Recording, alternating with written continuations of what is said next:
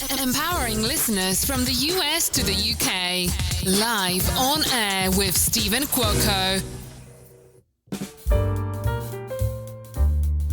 You are in the Actors and Athletes studio with Stephen Cuoco and one of my favorite people in the whole wide world, Mr. Jake Jensen. Jake, I've got to get us a designated intro for our show in the Actors and Athletes studio, because even though this is an extension of Live on Air with Stephen Cuoco, we've got to get both of us highlighted. We cannot leave you out. So I'm going to be working on someone putting together an intro for us for any Actors and Athletes studio. All right.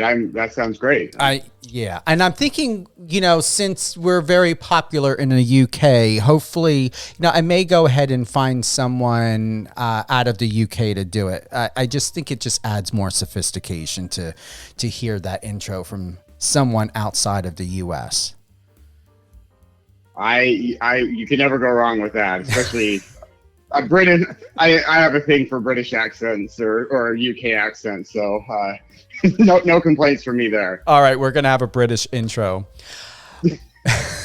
Whether you're listening on the iOS or Android app, Alexa, and Apple Music, we are with you everywhere and anywhere. And if you happen to not be able to listen to the live of In the Actors and Athletes studio with Stephen Cuoco and Jake Jensen, you can listen to it on any one of the podcasts, your favorite podcast platforms of Live on Air with Stephen Cuoco, iHeartRadio, Amazon Music, and Spotify. We covered the Olympics most recently, got a lot of great feedback from the conversation. I believe from some of the comments that were made, some of the listeners were surprised of what we touched upon, because no one else in media were really talking about the dynamics and the intricacies of breaking down the mental health of athletes, and what some of these, if not a lot of them, whether in the Olympics or everyday life, Jake, as you know, because this is your field as a sports psychologist and as an accredited college professor, that they face, which is why today we're going to be looking at Under the Pressure, confronting the fears and anxieties of athletes in the spotlight. And you referenced, Jake, and I'm going to put it verbatim, that you're actually teaching something of this as a course in your classes currently at university. Yeah, that's correct. I'm currently teaching a psychology of injury class, and it's a very interesting class because I've got former athletes in the class. I've got students looking to become athletic trainers. Some are looking to go into physical therapy or occupational therapy. Some are wanting to be coaches. And if you're a coach, you're going to deal with athletes that get injured. And so it's a very diverse group of students in there with a very interesting background. And then I have a couple of graduate students in there as well. So it's small class. I have about 16. No, I think I have 18 students in there, but it's a good group. And we cover a lot of these, challenging topics. What injury, both on the physical and mental side, is such a tough thing for athletes to go through. We know that athletes often worry that injury could not only affect their physical performance, but also limit their social presence and fan engagement. I highly doubt, and there's this feeling that I get when I see an athlete post something online of an injury. From your experience, because I really don't know about this part, but it feels as though they didn't want to show that they've got ice or their ankles bandaged up or anything, but yet they're sharing it. So to begin there, is that something that they do automatically, that they're used to doing, is to share something on social that they were injured? Or are they encouraged to show the realistic side of sports that's not all trophies and glitz and glam and parties and money? This is my opinion, but I think a lot of times they're crying out, or maybe that's too dramatic, but reaching out for support. because often the injured athlete feels very separated from their identity as an athlete. They feel separated from their team. A lot of times the rehab that they're going through is done at the same time that practice is. So they're not with their team. They're not with their teammates. They're not with their coaches.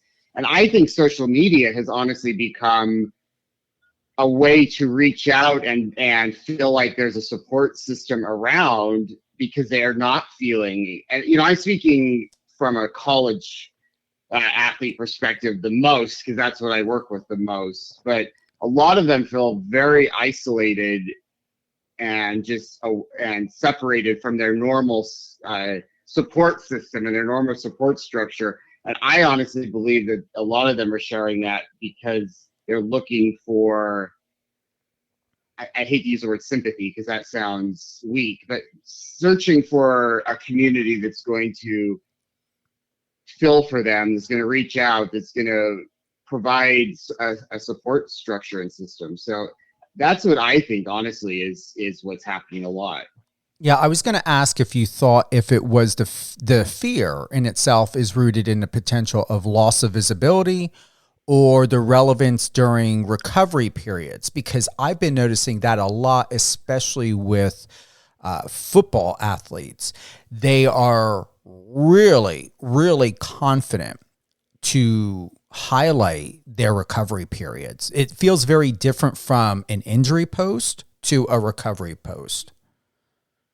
Yeah. And I think that's, again, that's a little bit different. That's showing that, hey, I'm tough and I'm going to be coming back stronger and better than I was before, and I think a lot of them honestly do believe that, but I think that also the more they can show that helps them, or hopefully does help them feel more confident coming back and successfully getting through the recovery.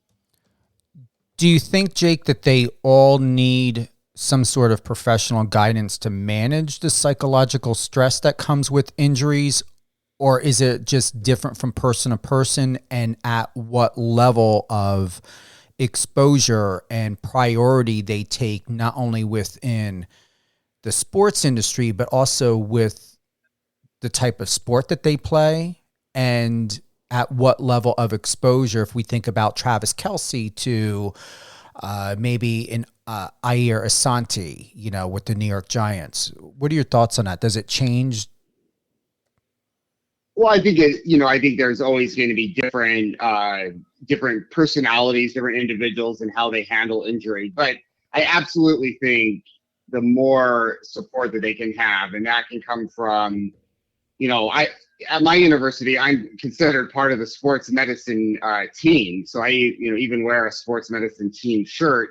I am very much part of that team that helps with the rehab of injuries. So I'm working very closely with athletic trainers. I'm working very closely with the strength and conditioning coaches as they start to build a program for the athletes, in terms of rehabbing and coming back. So it's very much a team approach. And I do think that the mental, psychological part of that team is a really essential part. Some may reach out to me a lot more than others, and that's fine, for individuals. But I am certainly consulted for almost every rehab plan that is put in place for an athlete. And I think that's important because it also provides a support to the athletic trainers and the strength and conditioning coaches as they're also figuring out how to best help the athletes. So I very much see it as a team approach to rehabbing injury. When we consider and look at the public perception, to uphold, we're all looking at, I'm not going to say that you and I are in this way. I can speak for myself. I'm not worried about always upholding a positive image. But is it different with the athletes that you're working with, that there is an underlying pressure of public perception? And is that something that is kept more behind the scenes when it comes to counsel? Or are these athletes extremely transparent with you of what they're currently going through with public perception? Or is that something you also get them prepared for, as to be like, okay, when, you're background as being a professional tennis player. Do you get them prepared for public perception and the pros and cons of it, or where does it begin with you? I think it begins with me is, I mean, again, and this changes somewhat because I'm at a university rather than a professional sports team, where we certainly have media coverage in LA and the San Fernando Valley, but there's less of that than if I were working with, the LA Lakers or a professional team. But I do think it's important for the athletes to prepare for a certain level of public perception of media coverage. But I think the most important thing is to start with the individual, and there's enough already often fear and anxiety, and they may not publicly show that, but there's different stages of grief they go through depending on the severity of the injury. There's a lot of often frustration and unknown whether they're going to even, keep their scholarship, decide to redshirt. So there's so many, I feel like, decisions even before worrying about what the public is going to be saying, that we often are dealing with just more pressing, urgent concerns and emotions and feelings. But I will say, my guess is, and I'm certainly talking with other sports psychologists that do work with professional teams, that the media is absolutely something that you have to prepare the athlete for, because they don't just wake up knowing how to best approach the media, respond to media, and that can, I think, certainly cause a lot of additional stress and anxiety that is not always, certainly not conducive to healing and rehabbing faster. So yes, I think it's important to look at the athlete and their situation and then prepare them for whatever they're going to be facing. It brings up a good point. I had a conversation with someone today, and this one athlete who signed with this management company is a very well established MMA competitor, fighter. And he had faced back in 2020 charges of sexual misconduct. He was exonerated of all charges. I guess these two women were, put a claim against him. And I just watched an interview from a month ago, and the anger and resentment and the betrayal that he went through, those years, and feeling, being a man, and now, besides the women that he trusts that are in his life and close to him in his life, he was sharing in the interview that he has to record conversations and he's taking photos, and if he's going on a date and things like this, and the pain, he is, the fact to where 4 years later, that pain is still there. And to look at and consider, being a publicist and, how PRs, agencies or, in-house PR reps are working with these athletes. I said to this one person, I said, athletes are still not being properly governed, educated of how to properly handle not only an interview, and it's okay to feel the way that you feel. But I said to this one person, I said, you are a management company. And I said, how are you able to get any sort of sponsorships, whether it's Nike or Gucci or Prime or Red Bull or Pepsi or anybody, when this interview that's not even or barely 30 days old, it's not so much the problem that what had happened to this athlete 4 years ago, that it is important. He was exonerated. The charges were dropped. But that pain was so powerful, Jake, that he was so angry and volatile. His words, the way he threatened of what it was going or what was going to happen to his opponent. And he said at least 5 times that he's going to take everything that was done wrong to him out on his opponent, even though it wasn't the opponent's fault. But this is what was going to happen in the match. And I said, that's a PR disaster. That's a company disaster. Someone should have spoke with him, had sat down like someone like myself, someone like you. And it's not so much getting him prepped to manufacture him for the interview, but there's no way at all do I see a company, let's say if it's Red Bull, that's going to come in and potentially sponsor this athlete. If he's in a press conference before a fight and making volatile threats and statements, why would they? Do you see where I'm going with this?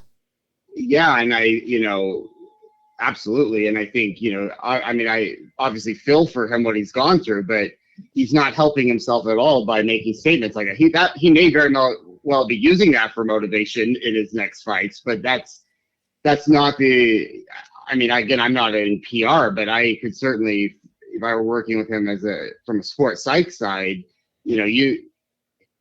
it's just going to come back and hurt him even more if the media is hearing that type of comments. And that's just it's almost bringing up, oh, well, this guy just has anger issues. This guy can't control himself. This guy is an unhinged athlete.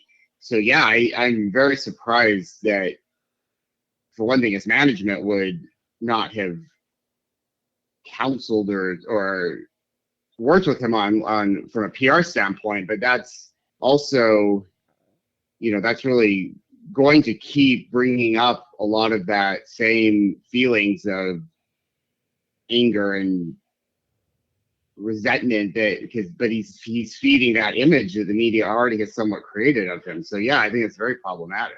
Yeah, and the one journalist said, she said, "You're scaring me." It wasn't that you're scary. I believe she had said, "You're scaring me," or within that. And I'm like, that's not, I get and understand where he's coming from. Overall in all, still, when we look at the third component of anxiety over inconsistent engagement, it's not just about engagement or for thinking about social media. It's a fact to where 4 years later, here is where this very well-established athlete is feeling unsafe. He's in fight or flight. He's quick to make reference that if anything uncolorful comes his way, how he's going to address it and handle it. And I'm thinking, like, this isn't just my area, Jake. I mean, this is your area too, where this person is with a multi-billion-dollar company and is a professional fighter and has management, and no one cared to sit down with him before the interview to just check in to see where he was at least emotionally. I mean, literally, it was about an hour of a breakdown. Yeah. I mean, this guy, he's been through his own trauma from this. So, it doesn't sound like he's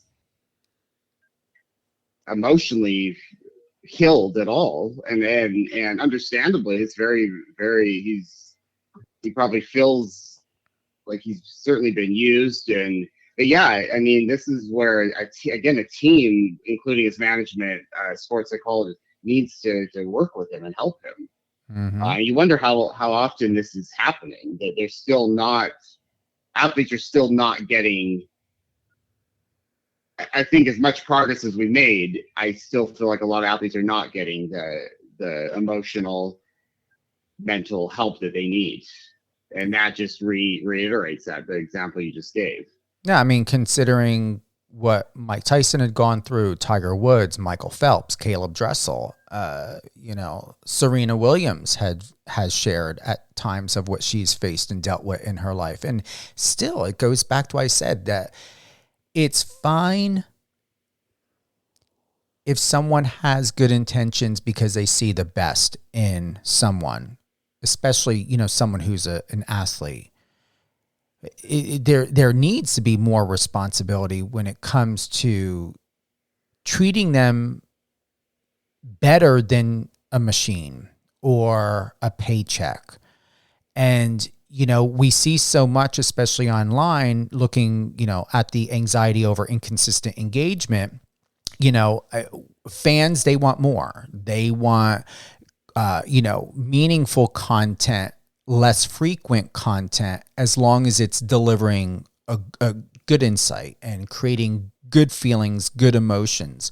But athletes don't live in a Walt Disney World fairy tale land where they can always give the general public good news all the time. This isn't, oh, hey, I'm Travis Kelce and Taylor Swift, and here we are attending the Super Bowl, having cocktails and then going off on a $10 million jet. That's not reality. No. Even the Olympics shows, there's the fairy tale of I trained my whole life, and in that 10 seconds, I'm the best in the world and win the gold medal. And then there's the athlete that's trained their whole life and trips on the hurdle and may never get another chance. And I think that's one thing I hate to say I like about the Olympics, but you see both the fairy tales, which is fun and exciting, but you also see just sometimes the depths of pain and sadness and mourning and despair that comes from working so hard for something and it doesn't pan out, it doesn't work out. But sports it looks so glamorous for certain athletes in certain situations, but it's a tough road and journey out there for so many of these athletes. And it's I have to remind myself even now of that sometimes, because growing up, I always wanted to be a professional tennis player, and I thought, how could anybody not want that lifestyle? But being on the road week after week after week and living in hotel rooms and traveling, and we don't always think about that side of it as well. It's not a glamorous lifestyle for every athlete out there. What are your thoughts on athletes' fear of being overshadowed by other athletes? I mean, I think that's a constant fear that athletes have. There's always going to be somebody younger and better coming up, and certain athletes can stay at the top for a long time, but that's just the nature of athletics. Does not get easier as you get older physically, but also I think mentally, because then you start going, oh, I don't have that much time left, I don't have that many years left, and I think the anxiety often can increase. You're more experienced, but you're also facing the pressure and the reality of, hey, I don't have like 10, 15 years of my career left. But I think injury just magnifies and adds to that. And when I say injury, I'm also, physical injuries, but also mental health, illness. There's so many things that can even exacerbate that natural uneasiness that I think most athletes feel, that you're not going to be the best forever. And I think that's just inherent in the world of sports. And there's a huge difference, and this, and this may be something you want to add into your teaching, is when does anybody really ask, especially an athlete, if that person understands that there is a very, very different way of looking at competition and recognition? Because competition only happens when you are there and you're actively participating. Recognition comes not only during competition, but those long in-betweens of recovery, injury, growth, recovery, injury, growth. and then leading up to competition. And that's not something I hear a lot about or often, Jake, in sports, is recognition. Not only as individuals, or, what does it mean more as an individual? Because we hear, people on football huddling and it's teamwork, teamwork, teamwork, teamwork. But still, not every player, and for a fact, not every player, when we consider recognition, is going to be treated equally. Yeah, it's an interesting way to put it. It's Competition versus recognition. Recognition, yeah, I think, the competition is what we often, at least from my sports psych perspective, or the world that I'm training and that I come out of, is we focus a lot on the competition because that's where the results immediately show up, good or bad. But I do think that idea of recognition is, there really is no off button to that. That's a responsibility, but also a challenge that athletes have at pretty much all times. There is no, athletes are being recognized all the time. They're being looked at, they're being evaluated, they're being compared to others. So I think that's interesting. I understand why I probably do this as much as any sport, that we focus more on the competition, but the recognition is a omnipresent reality of being an athlete. Considering the fact, good to think about. Yeah, sorry. No, please. I mean, this is your point as well, because to look at the next step of fear of not securing sponsorships, competition does not secure sponsorships. It's the recognition of that athlete, of that individual, of how that partnership and sponsorship is secured, because every contract, every payment, every deliverable is going to be different for each and every person.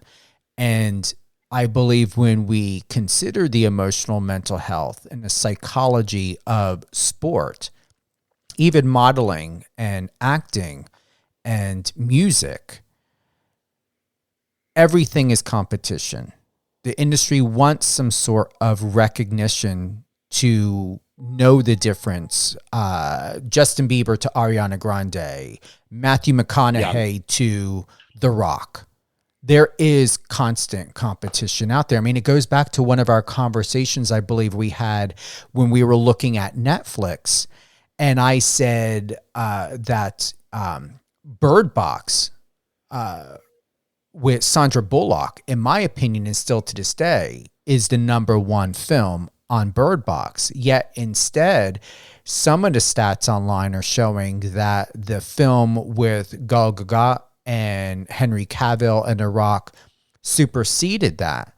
But why would it? And the only reason why something would supersede something else is if we think about Sandra Bullock and Netflix and the branding of Netflix, and then Bird Box and then the quality of that compared to 3-4 other dominant A-list actors, that goes to recognition.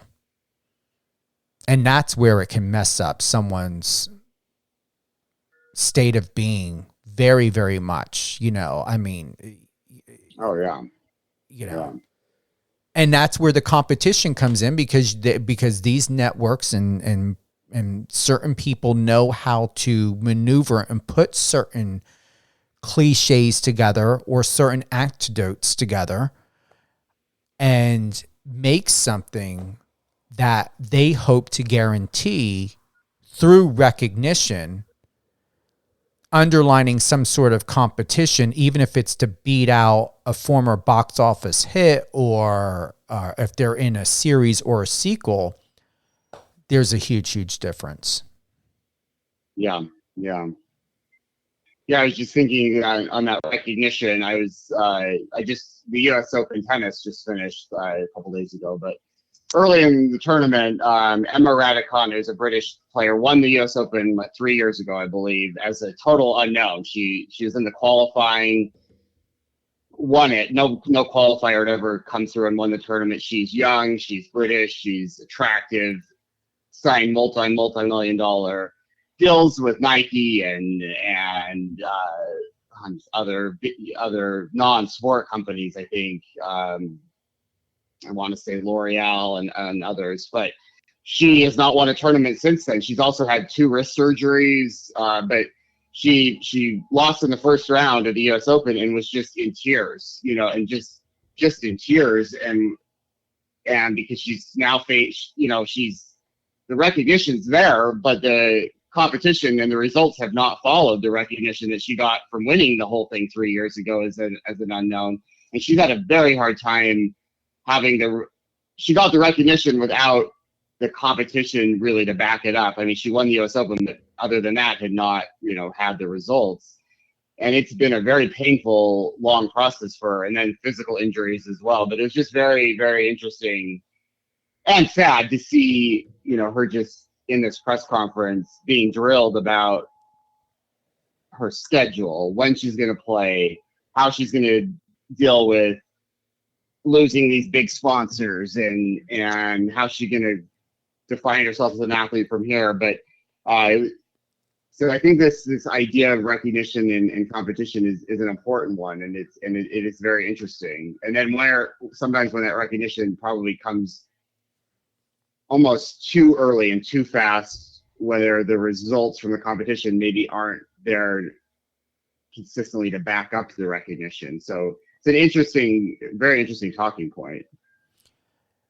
Which brings us to fear of not meeting performance expectations and concerns over privacy issues. So athletes may face anxiety over not meeting their own or others' expectations, especially when public attention is high. So when we look at Jake setting realistic goals, mindset training, and peer and mentor support, all of those are important. Yet, when we look at peer and mentor support, how can a team, an organization, even coaches continue to do those checkpoints for peer and mentor to support in order to help keep the goals realistic, check in to see where the mindset and the emotional state of wellness or unwellness is at with an athlete, whether in training, recovery, or in competition? Where would you like to begin on that? How can we simplify by making that easy, especially beginning with peer and mentor support? Oh, there's so many places we could start. We don't have to cram it all in one, but I know this is your area and you're going to have a lot to share on it.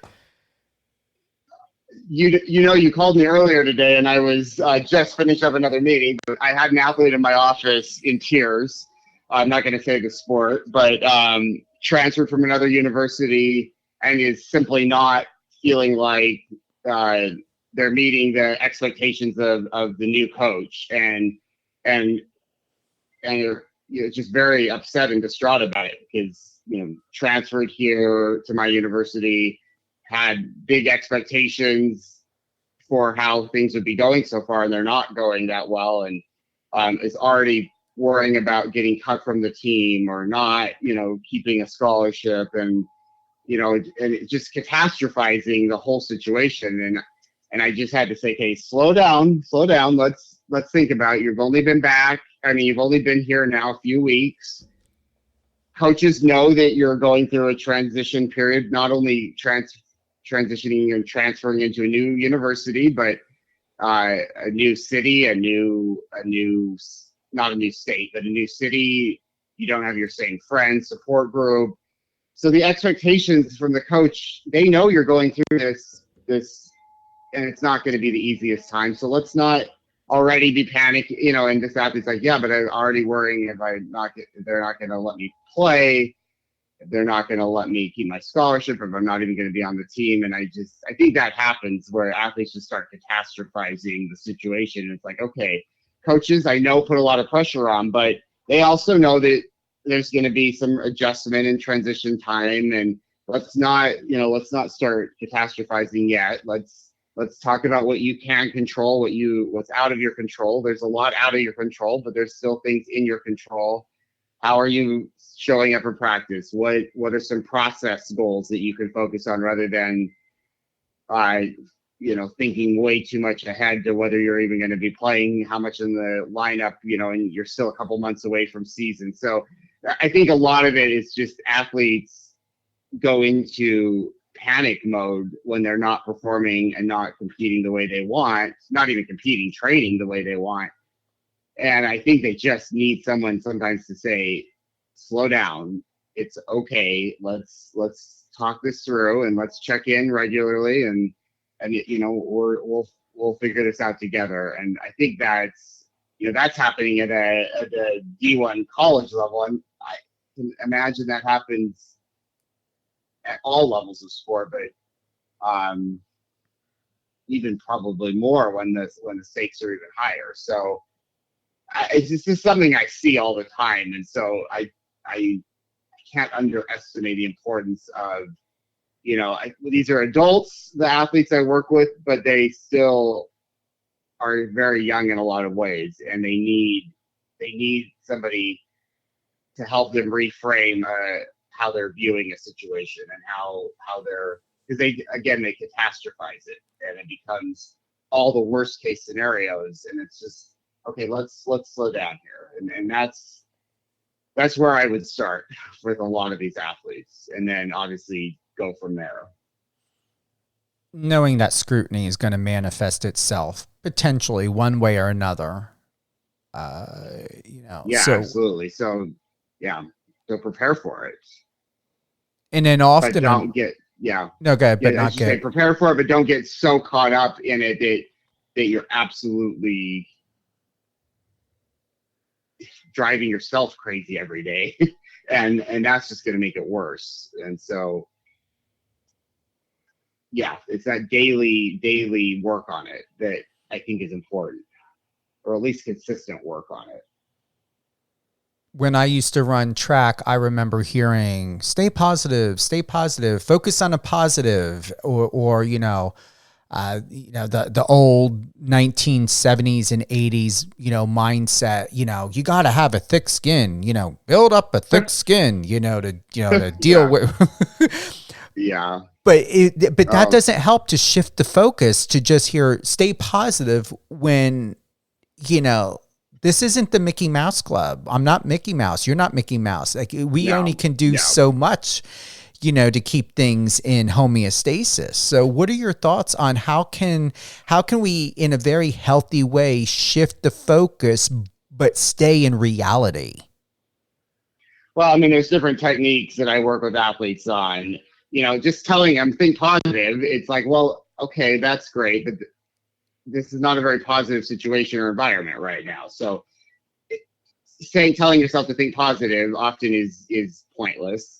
I don't want to say pointless, but it's not easy to do. You can't just suddenly start being positive so what are some ways that you can reframe a situation?